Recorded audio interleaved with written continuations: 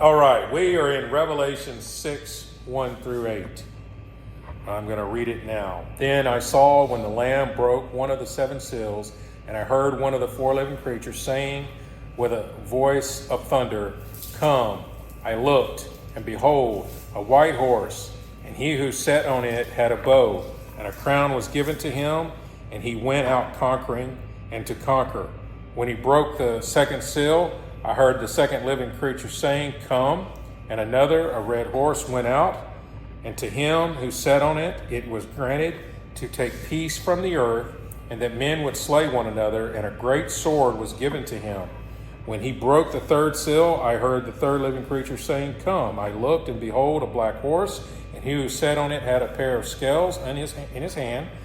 And I heard something like a voice in the center of the four living creatures saying, "A quart of wheat for a denarius, and 3 quarts of barley for a denarius.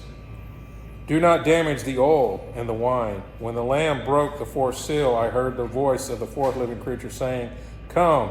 I looked, and behold, an ashen horse. And he who sat on it had the name Death, and Hades was following with him. Authority was given to them over a fourth of the earth, to kill with sword, and with famine, and with pestilence, and by the wild beast of the earth.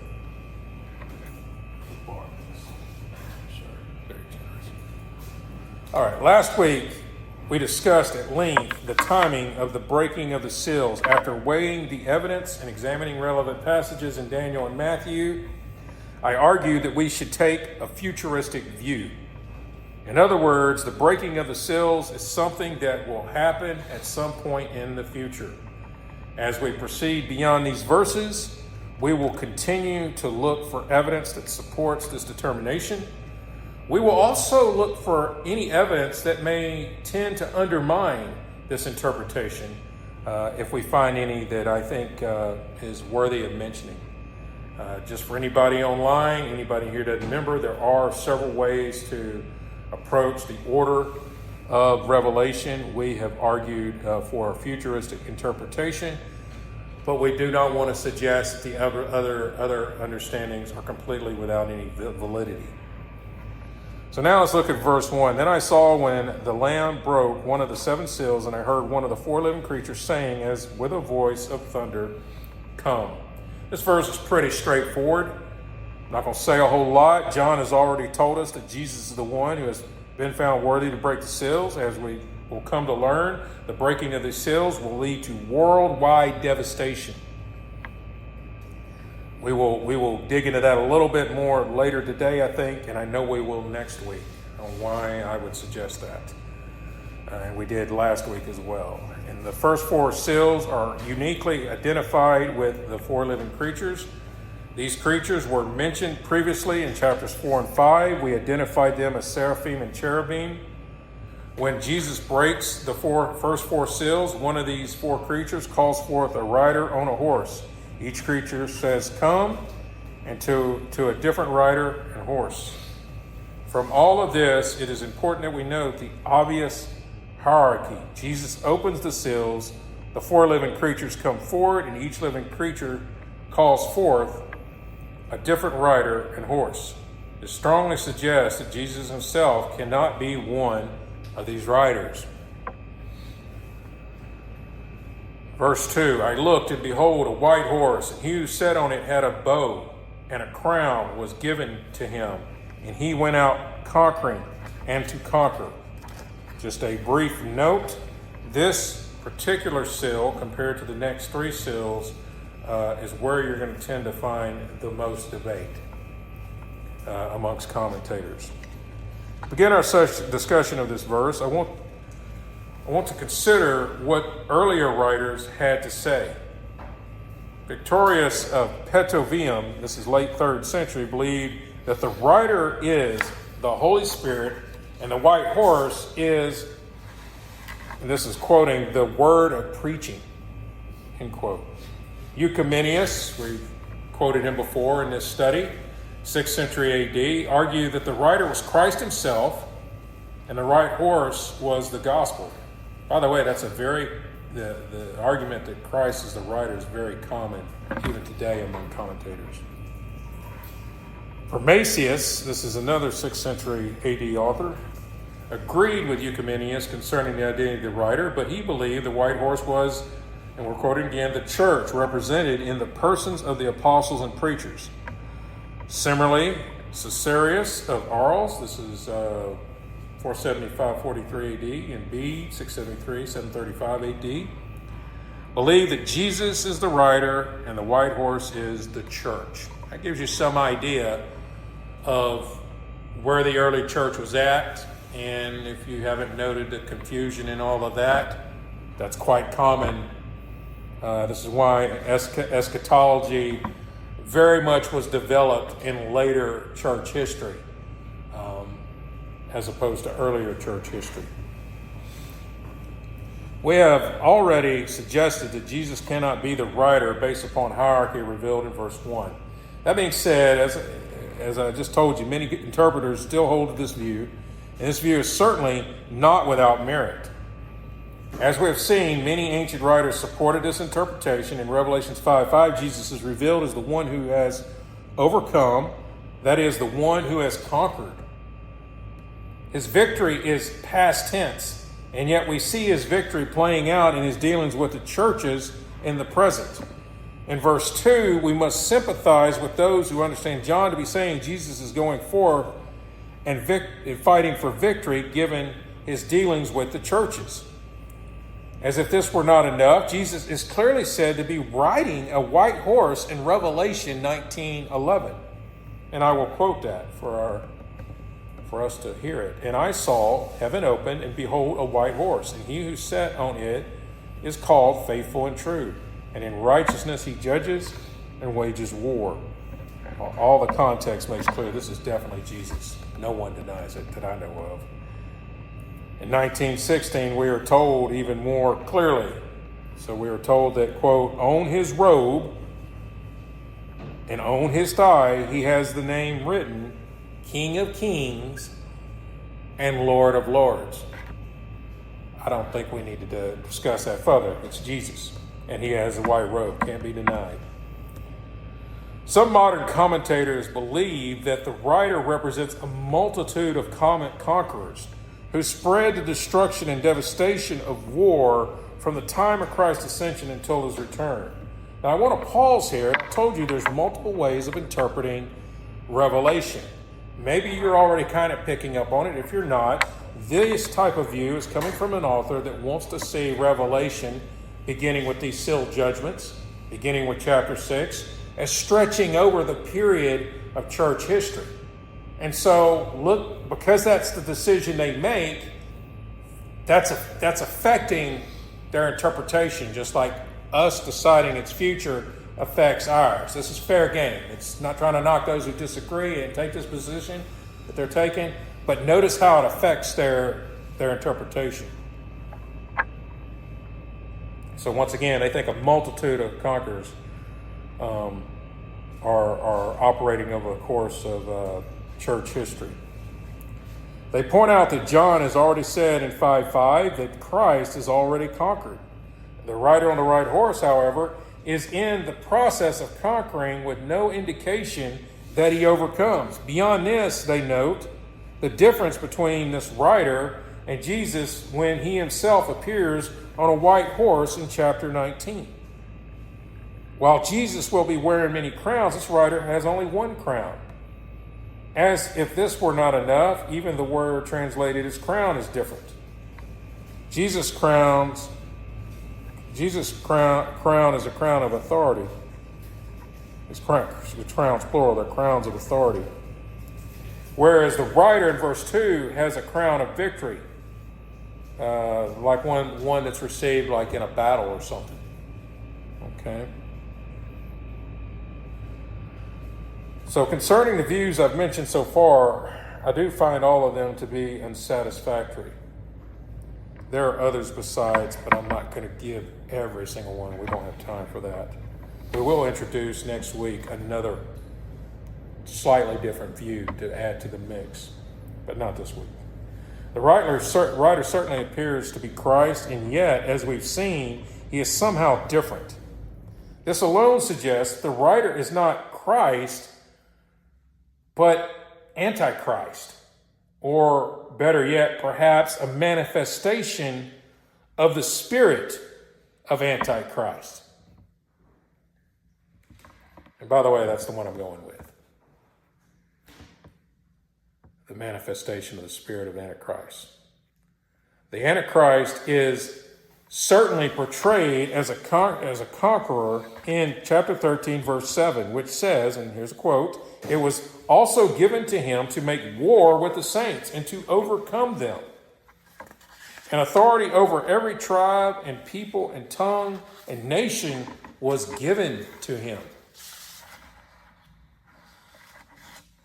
Bear in mind, as we move forward, the fifth seal will show us the martyrs.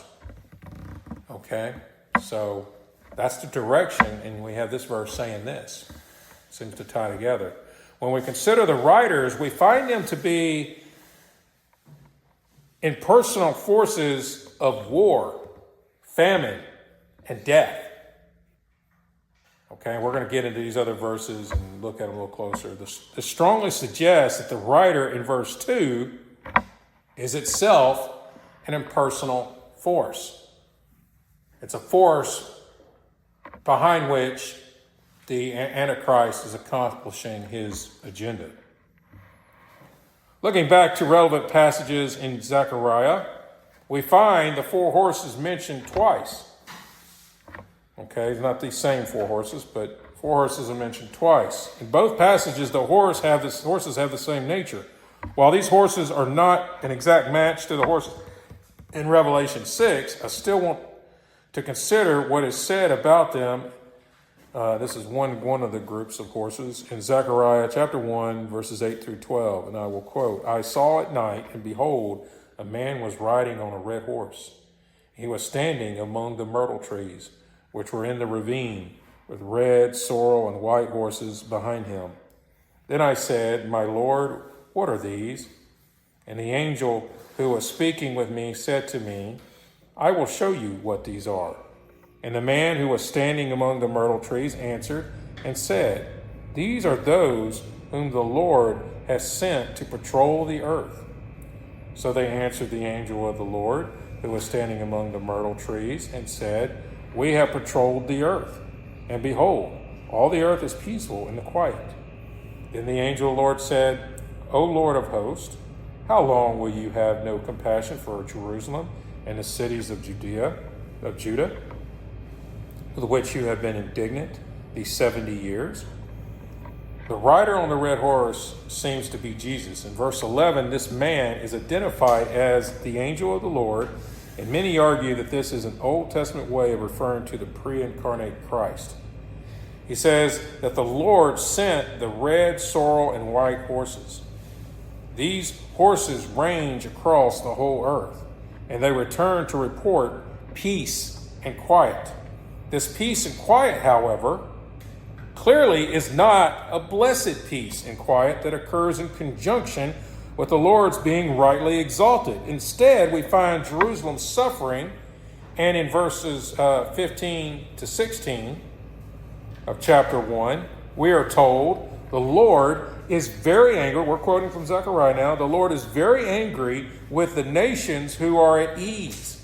For while I was only a little angry, they furthered the disaster. In other words, they really stuck it to Israel. Therefore, thus says the Lord, I will return to Jerusalem with compassion. My house will be built in it, declares the Lord of the hosts, and a measuring line will be stretched over Jerusalem. Back to verse 2 in our study today. The rider has a bow, but he has no arrows. He goes out to conquer, but we are not told how. In 2 Thessalonians chapter 2, verses 9 to 10, Paul says this concerning the coming of the Antichrist. The one who's coming is in accord with the activity of Satan, with all power, signs, and false wonders, and with all the deception of wickedness for those who perish, because they did not receive the love of the truth so as to be saved. The Antichrist will establish himself as the Lord of the earth. He will do all that he can do to exalt his power to this end. In keeping with this, it seems that he will begin with, quoting again, signs and wonders, and with all the deception of wickedness. In other words, he will first seek to conquer by deceit. Last week, we discussed Daniel's prophecy of Antichrist activities in the final 7-year period. Concerning this time, Daniel says this, and I'm quoting, he will make a firm covenant with the many for 1 week. But in the middle of the week, he will put a stop to the sacrifice and grain offering, and on the wing of abominations will come one who makes desolate, even until a complete destruction. One that is decreed is poured out on the one that is decreed is poured out on the one who makes desolate. That's chapter 9, verse 27 of Daniel. This covenant is established at the onset of the final 7-year period. It is made with the many, and the many are identified with the unbelieving Jews based on what is said earlier in verse 24 of that same chapter. In the first half of this period, these Jews will have peace with the Antichrist. They'll have peace. They will have peace while the Antichrist is establishing his power in the world.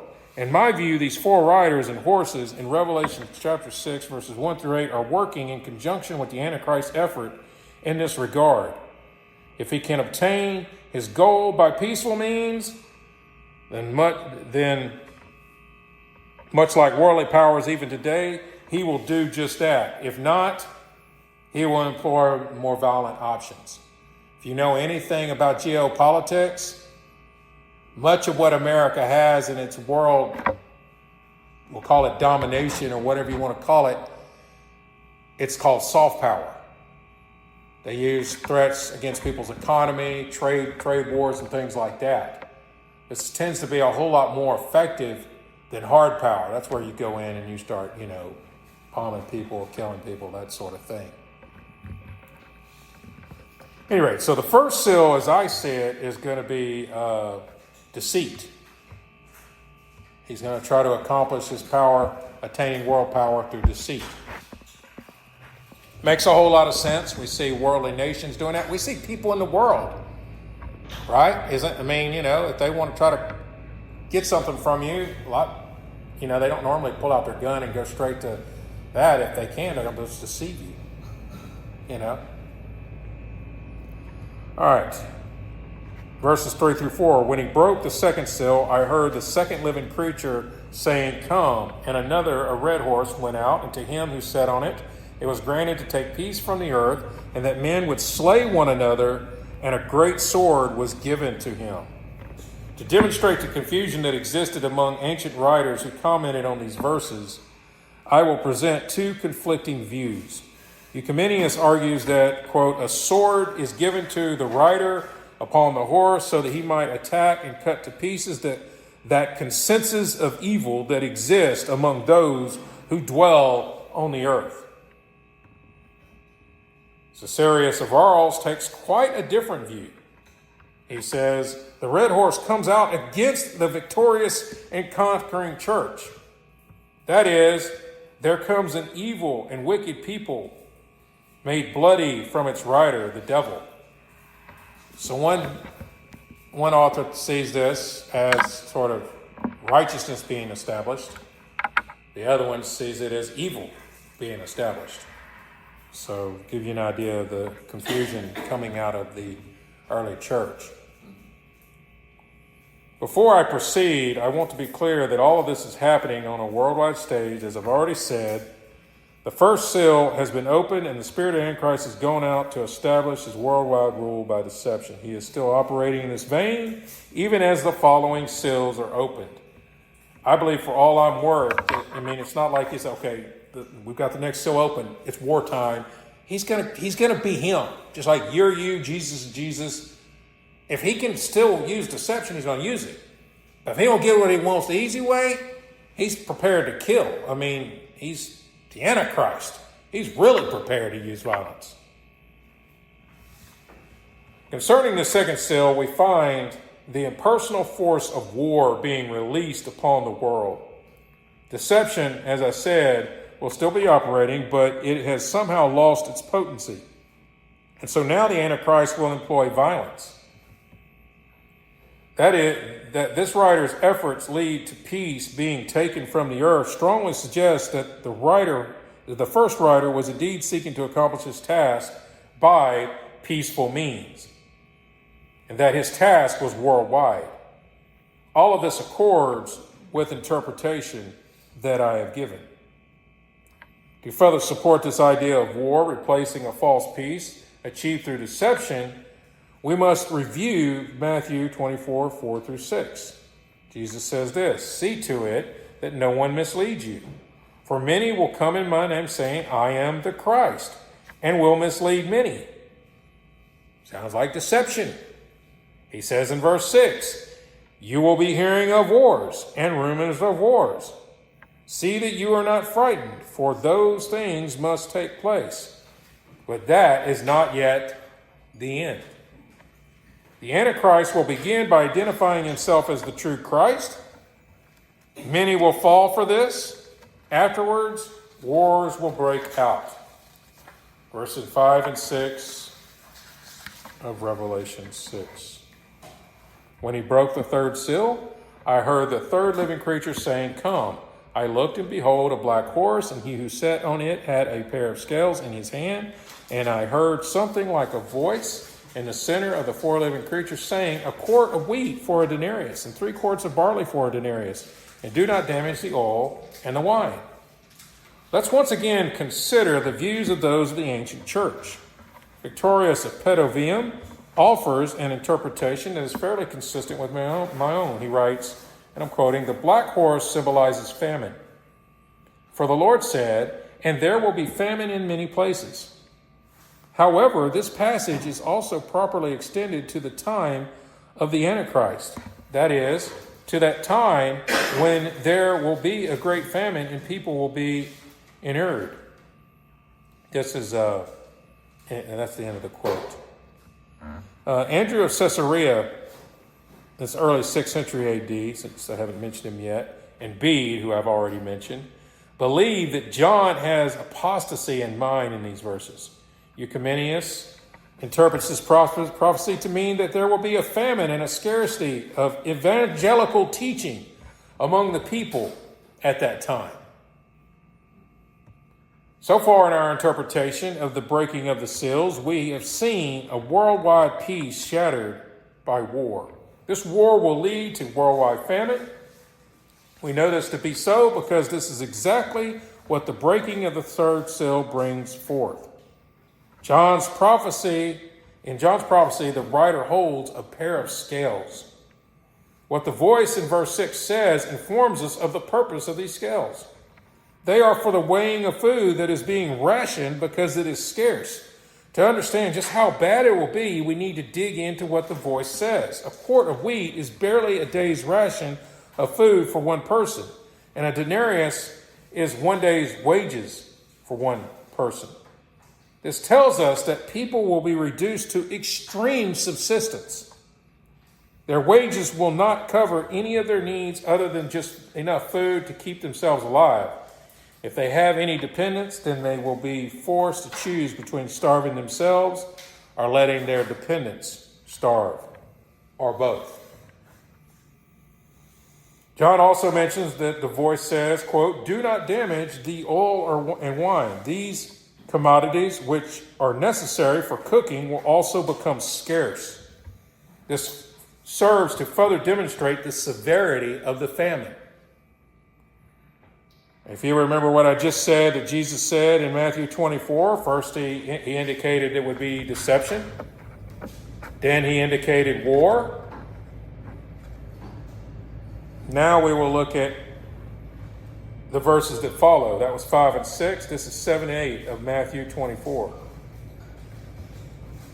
"For nation will rise against nation, kingdom against kingdom, and in various places there will be," so that's the war. He's still talking about the war. "There will be famine and earthquakes.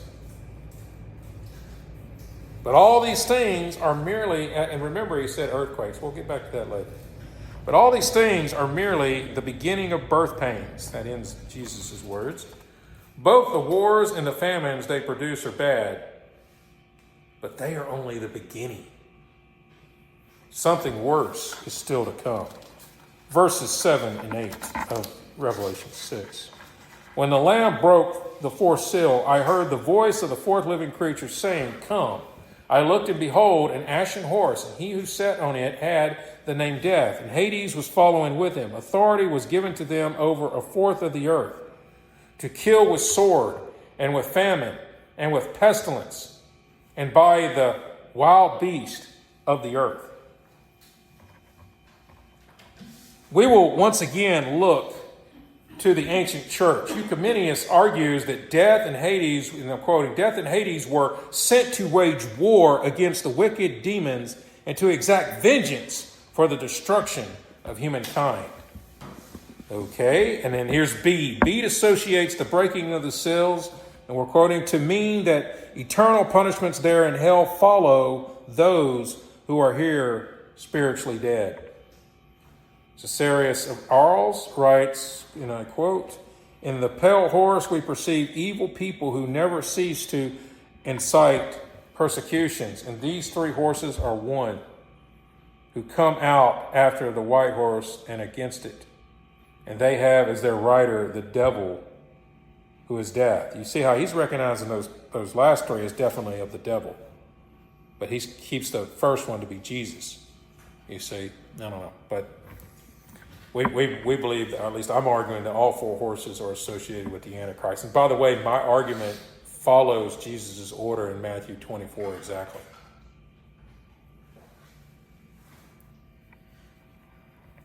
In our interpretation so far, we've identified all the horses with the devil, as I just said, in general, with the Antichrist in particular. As the Antichrist seeks to establish his worldwide empire, he first uses deception. Then when that fails, or at least fails as his number one plan, he goes to war. Doesn't mean he stops his deception, but now he's prepared to get what he wants, even if he has to get rough. Consequences of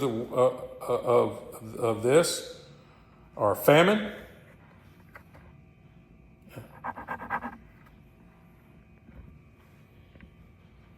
In verses 7 and 8, we are given yet another consequence, death. Yep, I'm going to mention, I think, earthquakes here in a minute, but it could be in the war, given the kind of things we use in war today. It could be that could be some of the source of the earthquakes that Jesus talks about here in Matthew. At any rate.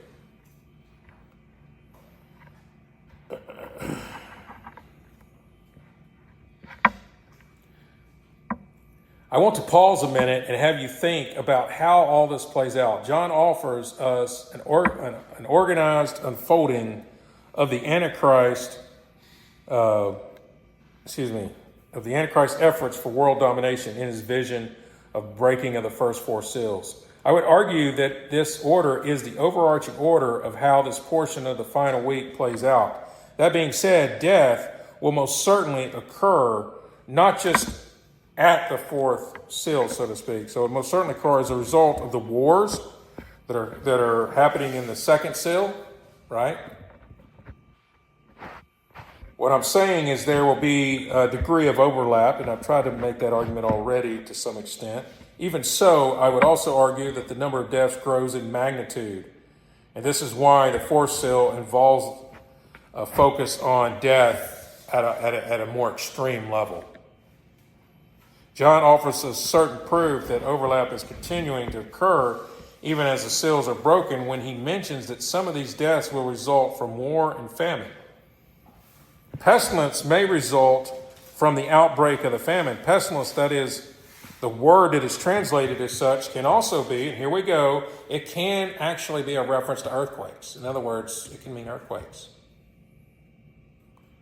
Jesus, as I've already said, mentioned this in Matthew 24:78, that earthquakes would be included in the initial birth pains. Curiously, John even says that wild beasts will do some of the killing. We're actually going to make another comment about the wild beasts next week, I think. In total, a fourth of the world's population will die as a result of the events that coincide with the breaking of these first four seals. And that concludes this study.